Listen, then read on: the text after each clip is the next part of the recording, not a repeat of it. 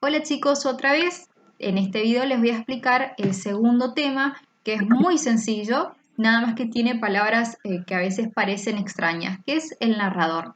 Ustedes ya saben que la diferencia entre el narrador y autor es que el narrador es una figura ficticia, no existe en la vida real, vive adentro de un libro. Por eso cuando el autor muere podemos seguir leyendo su libro porque el narrador está ahí adentro en forma de palabras, no como una persona real, y puede o no formar parte del relato. ¿Por qué? Porque a veces es un personaje y cuando narra en primera persona, por ejemplo, y a veces no es un personaje, sino es como un dios que aparece y que lo ve y lo sabe todos los personajes, pero que no es un personaje ni nada por el estilo. Entonces, sabiendo eso, vamos a ver la clasificación. Esta es la clasificación de narrador. Tenemos dos formas de clasificar al narrador, dos aspectos que tenemos que tener en cuenta. Uno es si forma o no parte del relato y otro es según lo que sabe. Si nos fijamos en según si forma o no parte del relato, el narrador se clasifica en heterodiegético y homodiegético. Heterodiegético es el narrador que no forma parte del relato porque es una especie de Dios que está por encima de todo, que lo ve y lo sabe todo. Ese narrador sabe el pasado, el presente, el futuro de los personajes, lo que sienten, lo que piensan y sobre todo la manera más fácil de darnos cuenta es que narra en tercera persona. Entonces por eso no puede ser nunca un personaje el narrador heterodiegético porque tendría que ser Dios para que sea un personaje que lo sepa todo. El otro, la otra clasificación es homodiegético. En este caso, el narrador sí es un personaje del relato y narra en primera persona. Y puede ser a su vez de dos tipos. Puede ser el narrador protagonista o el narrador testigo. El narrador protagonista cuenta lo que le pasa a él, que es el personaje principal del relato, mientras que el narrador testigo es un personaje secundario que cuenta lo que ve que le pasa al protagonista. Esa es una clasificación, según si forma o no parte de la historia. Y tenemos una segunda clasificación que se combina con la primera, que es según cuánto sabe el narrador. Y tenemos tres clasificaciones ahí. Puede ser un narrador omnisciente, que es el que lo sabe todo, el que lo sabe, el que sabe el presente, pasado, futuro, lo que piensan y sienten los personajes, y el narrador omnisciente narra siempre en tercera persona. ¿A qué nos hace acordar? Al narrador heterodiegético. Entonces, el narrador heterodiegético siempre va a ser también narrador omnisciente, porque significa que lo sabe todo. Omni, todo, siente, saber, sabe todo. El narrador equisciente y deficiente van a combinarse con el homodiegético, porque ambos son los que narran en primera persona. ¿Qué significa equisciente?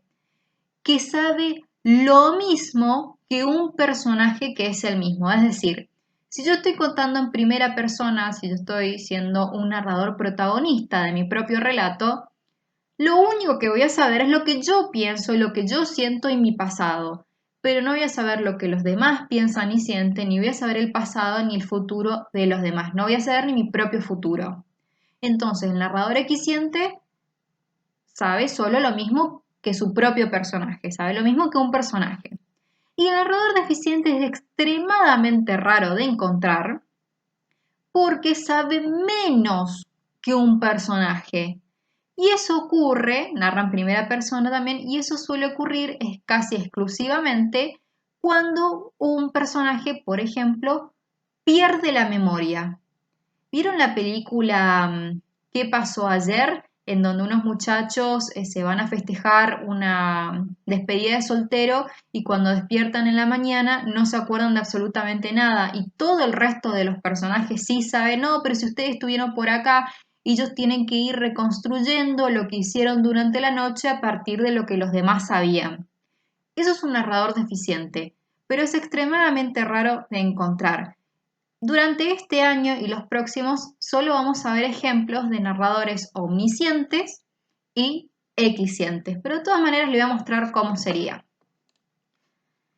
Acá tenemos ejemplos de cómo se ve el narrador según si forma o no parte del relato. Entonces, por ejemplo, en heterodiegético, el narrador heterodiegético de tercera persona, así llamado, que es el que no participa del relato, es que una especie de Dios que lo ve todo, es este ejemplo. María estaba feliz y pensaba en las vacaciones. Ella no sabía que 2 días más tarde la felicidad se fumaría luego de un accidente de bicicleta. Entonces ahí te muestra que está contando en tercera persona porque habla de María, no habla de yo. Dice, pensaba, estaba feliz, sabe lo que piensa y lo que siente y sabe el futuro, sabe que 2 días más tarde le va a pasar algo. Y ejemplos de cómo es el narrador homodiegético, el que sí es un personaje, sería así.